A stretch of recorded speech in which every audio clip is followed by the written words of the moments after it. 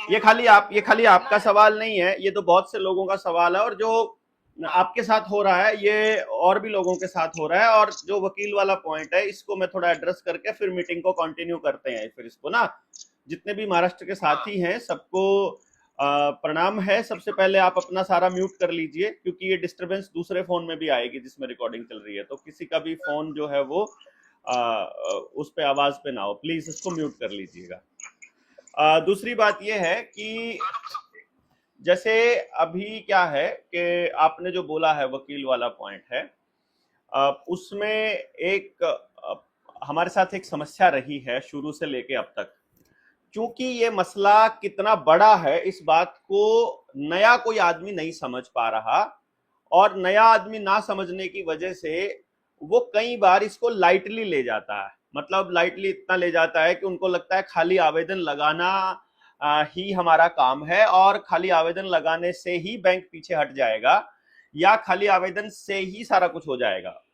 देखिए, बैंक कभी क्या करेगा, आपके आवेदन के बाद अभी चुप हो रहा है इसलिए क्योंकि उसे कोई रास्ता समझ में नहीं आ रहा। फिर वो आरबीआई को लिखेगा या दूसरे ब्रांचेस से बात करेगा, दूसरे मैनेजर से बात करेगा, तो कहीं किसी मीटिंग में जाएंगे, वो सारे मैनेजर्स इकट्ठे होंगे, वो अपनी प्रॉब्लम्स बताएंगे, वो कहेंगे यार ये कोई जनता सरकार मोर्चा करके कोई संगठन है जो लोन वाले मसले पर आवेदन लगा रहा है, इस आवेदन का क्या जवाब दे। फिर दूसरा कोई मैनेजर बताएगा हमने ये जवाब दिया है, तो वो कोई एक आदमी वहां बैठ करके, कोई लीगल सपोर्ट वाला आदमी होगा, वो कहेगा हमने ये जवाब दिया है, और फिर वो जवाब देंगे तो फिर वो कहेगा ठीक है हम भी यही जवाब दे देते हैं। फिर उस जवाब का जवाब हम दे देंगे तो फिर बैंक उसका रास्ता निकालेगा। यानी जहां बैंक अटकता जाएगा वहां वो कुछ दिनों के लिए रुकेगा और फिर उसका काउंटर लेकर के आएगा, लेकिन वो आएगा जरूर। अब वो आपको छेड़ क्यों नहीं रहा है, वो अपने जेएसएम के साथियों को छेड़ नहीं इसलिए नहीं रहा क्योंकि उनको यह मालूम है कि अगर छेड़ दिया और बवाल मच गया और पब्लिक तक ये बात चली गई, तो हम जो सवाल पूछ रहे हैं कि कम से कम उसका संवैधानिक जवाब तो दे दो, वैधानिक जवाब तो दे दो, लीगल तो जवाब दे दो। आप ये नौटंकी तो ना करो कम से कम। तो बैंक वालों को ये पता है कि पब्लिक में ये बात अगर चली गई और पब्लिक ने सच में जवाब मांगना चालू कर दिया, मान लो किसी गांव में किसी की कुड़की है मकान की, अब गांव वालों को केवल इतना ही समझ में आना चाहिए कि जो जनता सरकार मोर्चा वाले बोल रहे हैं वो ठीक है, या वो खुद से कुछ रिसर्च कर लें और खड़े होकर के डंडे लेकर खड़े हो जाएं, बैंक वालों को, पुलिस वालों को, एसडीएम को, तहसीलदार को खाली इतना बोल दें कि भाई जब तुम लोग सारा लोन लिखित में लेते हो, लोन के आवेदन लिखित में लेते हो, उसका कॉन्ट्रैक्ट लिखित में देते हो, तो ऐसे मौके पर तुम्हें लिखित में ये देने में क्या दिक्कत है जो भी सवाल जनता सरकार मोर्चा वाले पूछ रहे हैं।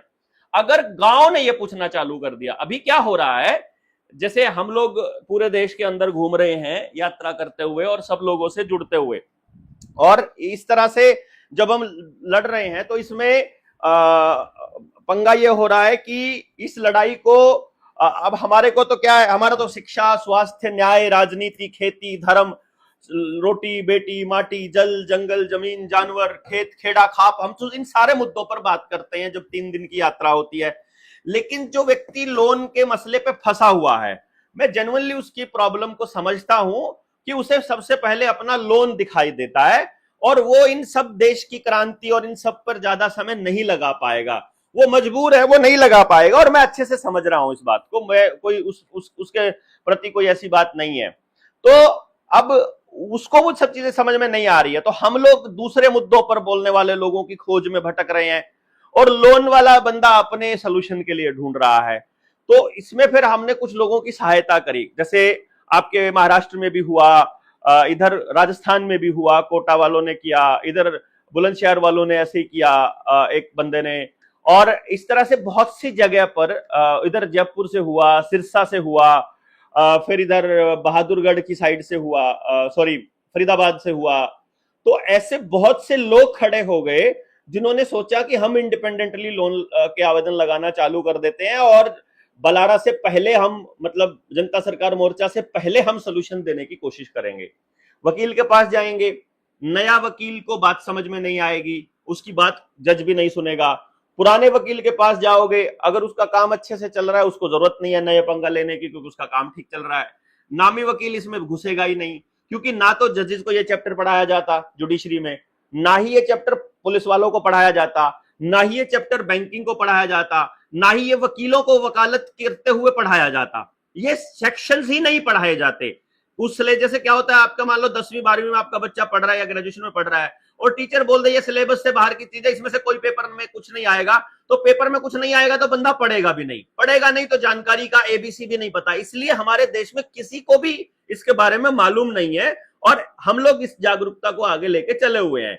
तो जब किसी वकील को यह बात समझ में आ जाती है तो वो उसके ऊपर धंधा चालू कर देता है अपने ही, मतलब एक वकील ऐसा मिला, अपना अपना केस लेकर के आया, उसकी खुद की कुड़की थी, मोर्चे के साथियों ने उसको हिम्मत दी, उसने ताला तोड़ करके वापस मकान में बैठा और सारी चीजें समझी, बैठ के लीगल पॉइंट्स पे आया, अपनी वकालत का इस्तेमाल किया और आवेदन लगाया, और फिर उसके बाद लोगों के इंडिपेंडेंट आवेदन चालू कर दिए। हम लोगों ने कहा कि यार तुम ये क्या कर रहे हो, तुम इस तरह का नौटंकी ना करो, तो बोलता है मैं इंडिपेंडेंट अपने आप काम करूंगा, मुझे कोई मतलब नहीं है, और लोगों को ये कहना चालू कर दिया कि मोर्चे के पास कुछ नहीं है, हम देंगे सोल्यूशन। सोल्यूशन उसके पास भी नहीं है। फिर एक साथी आया, उसको हमने कहा भाई तुम, वो बोला कि मैं कुछ रोल अदा कर सकता हूं क्या, तो मैंने कहा तुम आकर के साथियों की मदद कर दो। उसने आकर के बोलना चालू किया। कुछ दिनों के बाद हमने कहा पीआईएल लगाएंगे, हम लोग पीआईएल लगाएंगे, ये सोच करके उससे पहले उसने लोगों को ये कहना चालू कर दिया मोर्चे के पास कुछ नहीं है, पीआईएल मैं लगाऊंगा। 30-30 हजार रुपया चालू कर दिया उनसे लेना। हमारे साथियों ने दिया है उसको।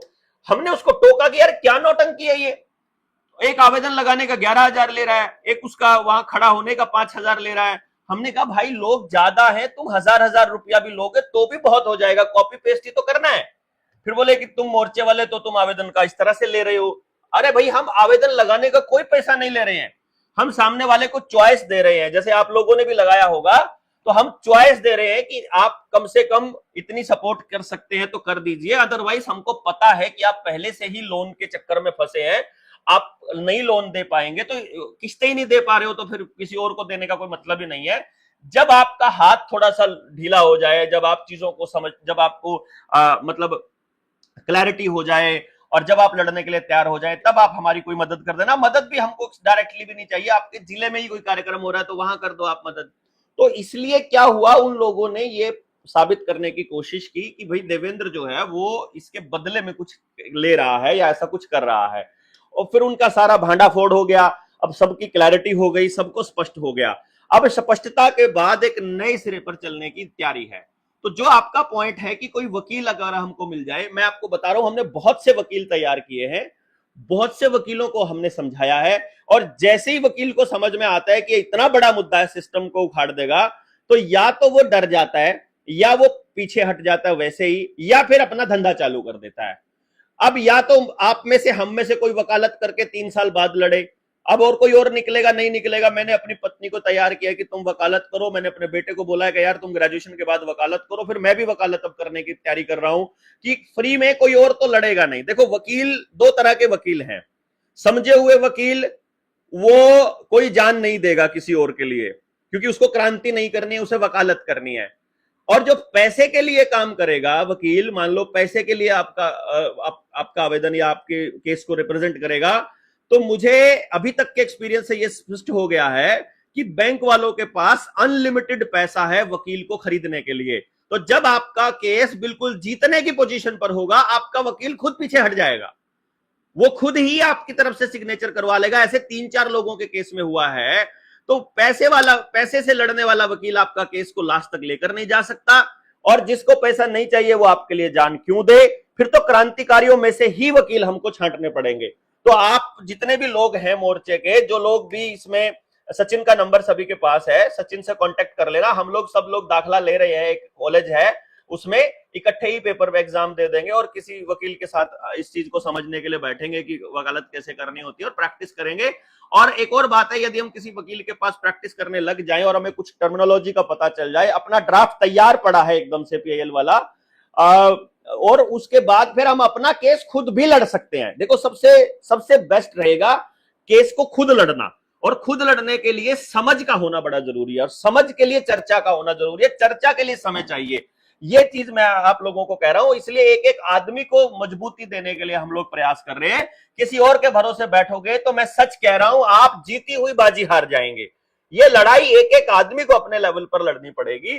तो यहां पर हम लोग ये इसीलिए क्या ट्राई कर रहे हैं कि किसी तरह से हम अपने साथियों को ये सारी समझ दे पाए ताकि वो आगे अपना केस खुद लड़ पाए। तो इस पे लीगल एडवाइजरी के लिए, लीगल एडवाइस के लिए हम हर एक स्टेट के अंदर, हर एक जिले के अंदर मीटिंग्स करके और आपको सारे पॉइंट्स बताएंगे। लेकिन पहले आप बेसिक पॉइंट क्लियर कर लो, बेसिक पॉइंट क्लियर करके और फिर अपनी महाराष्ट्र की एक मीटिंग बुला लो। महाराष्ट्र की मीटिंग में आपके सारे पॉइंट्स को क्लियरिटी के लिए हम लोग आ जाएंगे और फिर इस पे आगे बढ़ देंगे। ये एक स्पेशल मैंने बात बोली है। अब बात करता हूं शुरू में इसके लिए, ये सारे साथियों के लिए है जितने भी लोन वाले हैं, तो इस पे अब कोई सवाल बचना नहीं चाहिए। हम बुला लेंगे, मीटिंग बुला लेंगे। लेकिन अब जो जिस पॉइंट के लिए हम लोग आपसे मीटिंग कर रहे हैं वो ये मीटिंग है। देखिए, हमें स्पेस मिल गया है महाराष्ट्र के अंदर, और जैसे कि मैं इस मिशन, इस पॉइंट को मैं आगे लेकर के जाऊं। आप हैंड रेज अभी मत कीजिएगा, बाद में करिएगा, सबसे लास्ट में जब सवाल ले लूंगा तब मैं हैंड रेज भी कर लेंगे। अभी मैं अपनी ट्रेनिंग जो होनी है, जो नेक्स्ट टीम 500 की ट्रेनिंग होनी है, और जो राजीव भाई के जन्म दिवस और पुण्यतिथि पर हम लोग व्यवस्था परिवर्तन संकल्प दिवस मनाने जा रहे हैं, अब मैं उस पर चर्चा करता हूं।